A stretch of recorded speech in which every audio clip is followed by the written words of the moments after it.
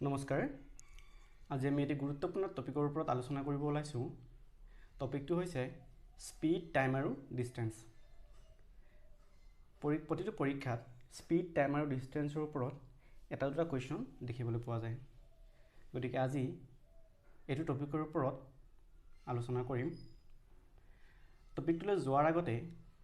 আমি জানি লওঁ যে স্পীড টাইম আৰু ডিসটেন্স কিহৰ লগত জড়িত এই টপিকটো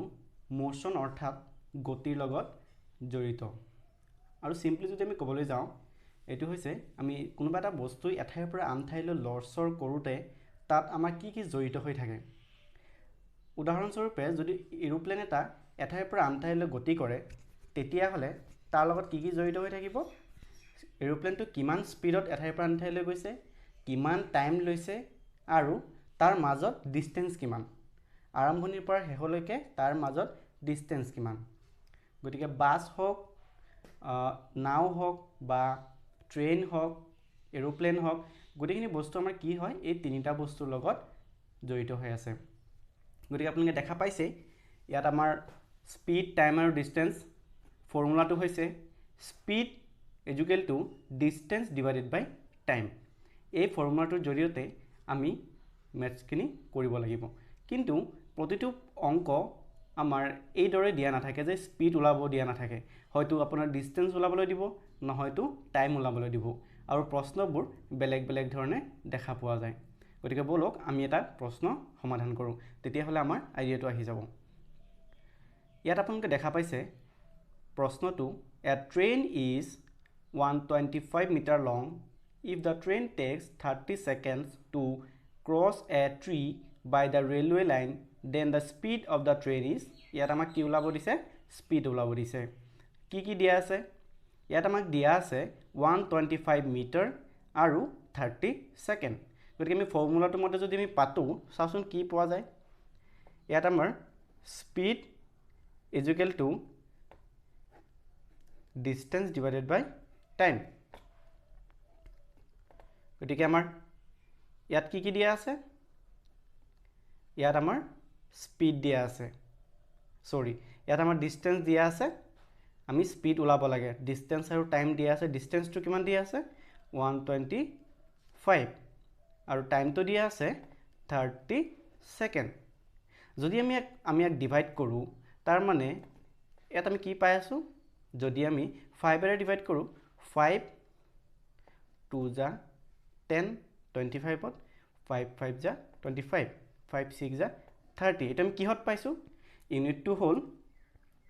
মিটাৰ পাৰ সেকেন্ড ইয়াত আমাৰ মিটাৰ পাৰ সেকেন্ডত পাইছো কিন্তু আমাক আনসাৰত অপচন কি দিয়া আছে কিলোমিটাৰ পাৰ আৱাৰ গতিকে আমি কি কৰিব লাগিব metre per second to kilometre per আৱাৰলৈ আমি কি কৰিব লাগিব কনভাৰ্ট কৰিব লাগিব যেতিয়া আমি মিটাৰ পাৰ সেকেন্ডৰ পৰা কিলোমিটাৰ পাৰ আৱাৰলৈ কনভাৰ্ট কৰিম তেতিয়া তাৰ লগত আমাৰ কি ইনটু কৰা হ'ব 18 divided by 5 এতিয়া 18 divided by 5 কিয় কৰা হৈছে হেয়াও দেখুৱাম গতিকে আমি প্ৰথমতে ইয়াৰ সমাধানটো কৰোঁ যদি আমি ইয়াত কাটাকাটি কৰোঁ 5 5 যা 25 6 3 যা 18 গতিকে আমি আনসাৰটো কিমান পাইছো 5 into 3 15 কিলোমিটাৰ পাৰ আৱাৰ এতিয়া এইখিনিলৈকে আমাৰ মিটাৰ পাৰ সেকেন্ড হৈ আছিল কিন্তু আমাৰ আনসাৰটো ওলাব লাগে কিহত কিলোমিটাৰ পাৰ আৱাৰত গতিকে আমি কি কৰিলো ইয়াৰ লগত 18 ডিভাইডেড বাই 5 কৰিলো যেতিয়া আমি 18 ডিভাইডেড বাই 5 কৰিলো কাটাকুটি কৰাৰ পিছত আমি কিমান পালো 15 কিলোমিটাৰ পাৰ আৱাৰ এতিয়া যদিহে আমাৰ প্ৰশ্নটো কিলোমিটাৰ পাৰ আৱাৰত দিয়া থাকে আমি যদি মিটাৰত নিব লাগে বা মিটাৰ পাৰ সেকেন্ডত নিব লাগে তেতিয়া আমি কি কৰিম হেয়াও আলোচনা কৰিম প্ৰথমতে আমি চাই লওঁ যে ইয়াত মিটাৰ পাৰ সেকেন্ডৰ পৰা আমি কিলোমিটাৰ পাৰ সেকেন্ডলৈ নিউতে 18 ডিভাইডেড বাই 5 কিয় ব্যৱহাৰ কৰা হৈছে ধৰি লওক 25 ডিভাইডেড বাই 6 ইয়াক যদি আমি কি কৰো এটো মিটাৰত আছে 25 মিটাৰ ইয়াক যদি আমি 6 সেকেন্ডত আছে ইয়াক যদি আমি কিলোমিটাৰলৈ নিও কিমান হ'ব যদি আমি 25 metre per divided by 6 second to আমি যদি কিলোমিটাৰ per সেকেন্ডলৈ কনভাৰ্ট কৰো তেতিয়া হলে কি হ'ব আমি 25 divided by 1000 তাৰ পিছত ইয়াত যদি আমি সেকেন্ডটোক যদি আমি আৱাৰলৈ নিও তেতিয়া কি হ'ব 36000 divided by 6 sorry 3600 divided by 6 next তাতে এতিয়া আমি কি কৰিম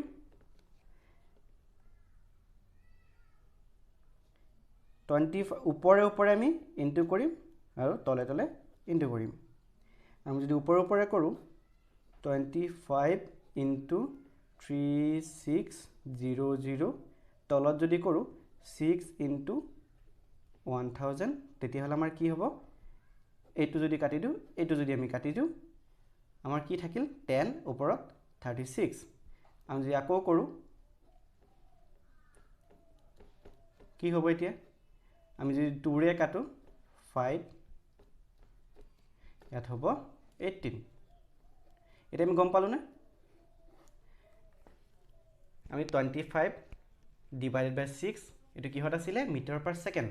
ইয়াক যদি আমি কিলোমিটাৰ per hourত নিও তেতিয়া হলে কি হ'ব ইয়াৰ লগত 18 divided by 5 ইনটু কৰিব লাগিব আৰু হেতু কৰাৰ পিছত আমি কি পাম কিলোমিটাৰ per hourত আমি আনসাৰটো পাই যাম এতিয়া যদি আমি কিলোমিটাৰ per hourৰ পৰা আমি মিটাৰ per secondলৈ কনভাৰ্ট কৰো তেতিয়া কি হ'ব তেতিয়া হ'ব আমি যদি সাপোজ ধৰি ললো 25 কিলোমিটাৰ 6 আৱাৰ সাপোজ ধৰি ললো আমি তেতিয়া হলে আমি ইয়ালত কি ইনটু কৰিম 5 divided by 18 তেতিয়া হলে আমি 8 ইনটু কৰিম গতিকে এই দৰে আমি কি কৰিব পাৰো আমি সমাধান কৰিব পাৰো এটো এটা সহজ আছিল গতিকে আমি এটো কমপ্লিট কৰিলো নেক্সট চাও এতিয়া next to hole a train 800 meter long is running at the speed of 78 km per hour if it crosses a tunnel in 1 minute then the length of the tunnel in meter is so question ত কি কৈছে 800 meter long এটা train কি কৰিছে 78 km per hour speedত পাৰ হৈছে কি tunnel এটা পাৰ হৈছে সময় কিমান 1 মিনিট খুদিছে যে টানেলটোৰ length কিমান এতিয়া টানেলটোৰ length আমি নাজানো সাপোজ আমি ধৰি ললো টানেলটোৰ length হ'ব কিমান x আমি উলাব লাগে মিটাৰত দিয়া আছে কিলোমিটাৰ per hour গতিকে আমি কি কৰিম আমি প্ৰথমতে এক কাম কৰো length টো চাই লম যেতিয়া কোনোবা এটা দিঘলীয়া বস্তু ধৰি লওক প্লেটফৰ্ম টানেল বা দলং বা ৰাস্তা তেনেকুৱা ধৰণৰ কিবা এটা যদি আপোনাক পাৰ হোৱাৰ কথা কৈছে তেতিয়া হলে ট্ৰেইন টু ডিসটেন্সৰ লগত আপোনাৰ হেই প্লেটফৰ্ম হওক বা টানেল হওক তাৰ ডিসটেন্সও প্লাস কৰিব লাগিব তাৰ মানে আমি কি কৰিম ট্ৰেইন টু ডিসটেন্সৰ লগত আমি কি কৰিম টোটাল ডিসটেন্সটো আমাৰ কিমান হ'ব টোটাল ডিসটেন্সটো আমাৰ কিমান হৈ আছে 800 plus x আমাৰ স্পিড কিমান দিয়া আছে 78 কিলোমিটাৰ per hour আমাৰ টাইম কিমান দিয়া আছে 1 মিনিট এতিয়া যদি আমি ফৰ্মুলা মতে পুট কৰো ধৰি লওক speed equal distance by time এতিয়া স্পিড কিমান দিয়া আছে 78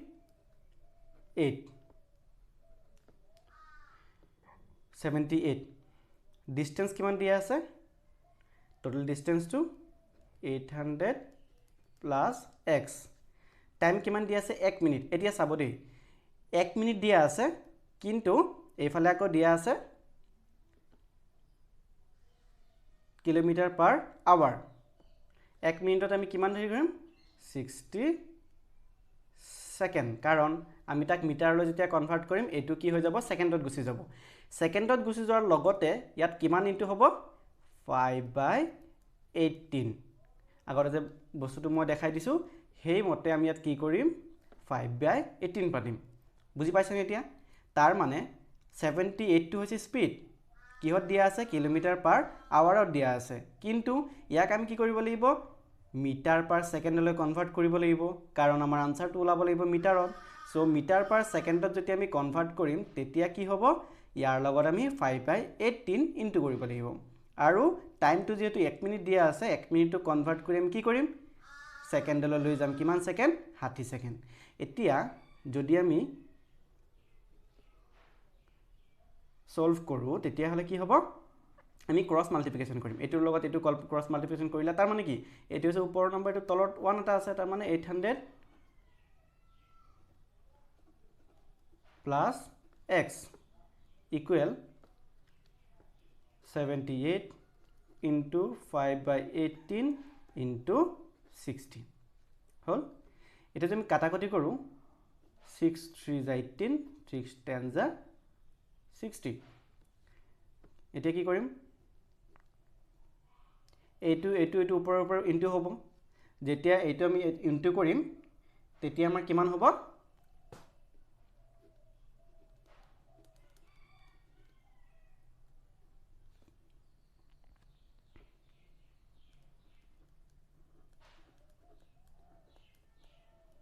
কিমান হ'ব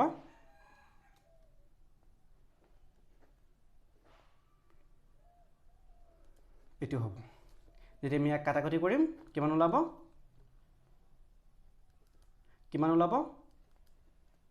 1300 এফাল থাকিব কিমান ইয়াত প্লাস এটা হ'ব এতিয়া আমি যদি x টো কমন লও তেতিয়া হলে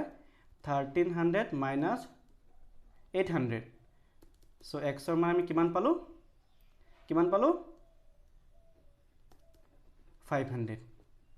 আমাৰ আনসাৰটো কিমান হ'ব 500 হ'ব এটা বুজি পালে নে মই আকৌ কৈ দিছো ইয়াত আমাৰ উলাব দিছে টানেলৰ লেংথটো মিটাৰত আমি টানেলৰ লেংথটো নাজানো ধৰি ললো সাপোজ x এতিয়া আমি যেতিয়া ট্ৰেইন বা বাস বা গাড়ী যিয়ে নহক যদি পাৰ হৈ যায় যেতিয়া আমাৰ দলং হক টানেল হক এইবিলাক বস্তু বা প্লেটফৰ্ম হক হেইবিলাক বস্তু যেতিয়া পাৰ হয় তেতিয়া হলে ট্ৰেইনৰ যেটো লেংথটো হয় তাৰ লগত আমাৰ কি কৰিব লাগে সেই লেংথটো প্লাস কৰিব লাগে হেতি যেতিয়া আমি প্লাস কৰিম টোটাল প্লাসটো কিমান হ'ব 800 plus x স্পিডটো দিয়া আছে 78 km/h আৰু টোটাল টাইমটো কিমান দিয়া আছে 1 মিনিটত পাৰ হ'ব এতিয়া আমি ফৰ্মুলা মতে পাতিলো স্পিড পাতিলো স্পিডৰ লগত 5/18 কিয় ইনটু হৈছে গম পাইছে নহয় ইতিমধ্যে যে আমি যেতিয়া km/h পৰা মিটাৰ পাৰ সেকেন্ডলৈ কনভাৰ্ট কৰিম তেতিয়া 5/18 ইনটু কৰিম আৰু এই মতে আমি পাতিলো ডিসটেন্সটো আছে 800 plus x divided by 60 second কাৰণ আমি যেতিয়া মিটাৰত কনভাৰ্ট কৰিম এটো আমাৰ সেকেন্ডত গুচি যাব নেক্সট আমি ফৰ্মুলা মতে যেতিয়া আমি কৰি যাম ক্ৰস মাল্টিপ্লিকেশন কৰিলো এটো ইফালে আনি পেলাই 60 লগত ইনটু কৰিলো কৰাৰ পিছত আমি এটো পালো ইয়াৰ পৰা আমি যেতিয়া কৰিলো এখিনি পোৱাৰ পিছত কি হল আমি এখিনি কাটাকটি কৰাৰ পিছত 1300 পালো আমি যদি x টো কমন লও তেতিয়া কি হ'ব 1300 minus 800 x ৰ মান আমি কিমান পালো 500 গতিকে আনসাৰটো হ'ব 500 এতিয়া এই প্ৰশ্নটো আপোনালোকৰ কাৰণে এৰি দিছো এই প্ৰশ্নটো আপোনালোকে সমাধান কৰি ইয়াৰ উত্তৰটো কিমান হয় আপোনালোকে কমেন্ট বক্সত জনাব গতিকে আজি এই দুটা প্ৰশ্ন আপোনালোকৰ লগত আলোচনা কৰিলো পৰৱৰ্তী আকৌ টাইম ডিসটেন্সৰ ওপৰত স্পিড টাইম ডিসটেন্সৰ ওপৰত আৰু ভিডিও লৈ আহিম আৰু নতুন ধৰণে উপস্থাপন কৰিবলৈ চেষ্টা কৰিম কাৰণ পৰীক্ষাত প্ৰশ্নবোৰ একে ধৰণে নাহে বেলেগ ধৰণে দেখিবলৈ পোৱা যায় গতিকে আশা কৰো আপোনালোকে বুজি পাইছে যদি কিবা ভুল হয় আপোনালোকে দেখুৱাই দিব পৰৱৰ্তী ভিডিওবোৰত চেষ্টা কৰিম শুদ্ধ কৰিবৰ কাৰণে বাকি সকলোৰে ভাল হওক পৰীক্ষাসমূহ যাতে সকলোৰে ভাল হয় যদি আপোনালোকে ভিডিওটো সহায়ক বুলি ভাবিছে নিশ্চয় লাইক কমেন্ট আৰু সাবস্ক্ৰাইব কৰি দিব বুলি আশা কৰিলো ধন্যবাদ